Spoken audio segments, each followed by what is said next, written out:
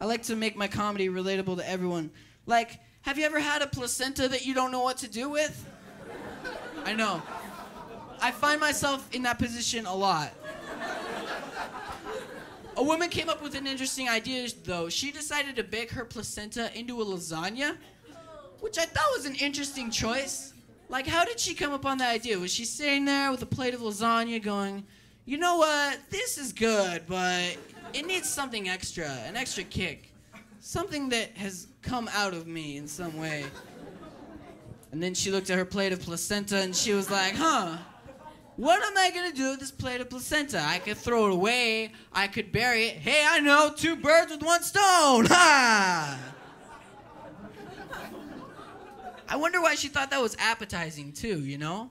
Because if I went over to someone's house and we were having lasagna, and I was like, hey, what's in this lasagna?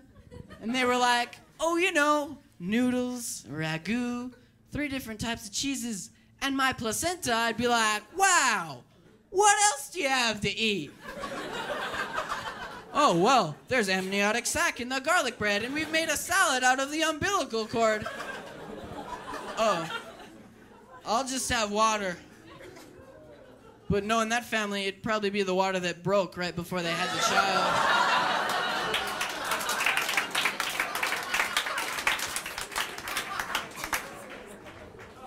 Last week, I was watching the NBA Finals with some of my buds, and I was really getting into it. I was really getting excited, and the ref called a foul, and I thought it was against my team. So I stood up, and I started to boo. But in the middle of my boo, I realized that it was actually against the other team, and that I was satisfied with the call, so I had to change what I was saying. So I stood up, and I was like, oh, boobs.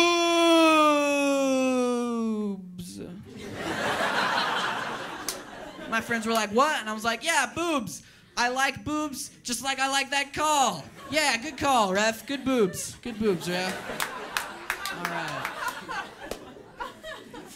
What time is it? Does anyone know? Do you know what time it is? That's right. It's time to talk about boobs.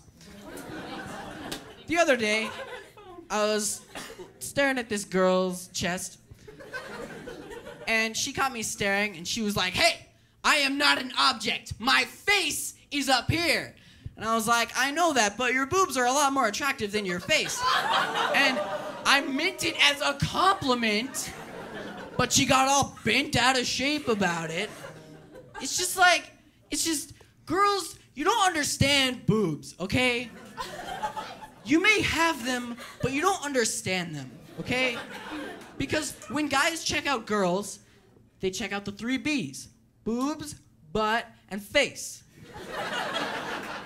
When girls check out guys, it's different for every girl. Some look at his smile, or what he's wearing, or his hair, or his walk, or his abs, or his butt. It's different for every girl. My point is, there is nothing that is as distracting on a guy as boobs are to guys.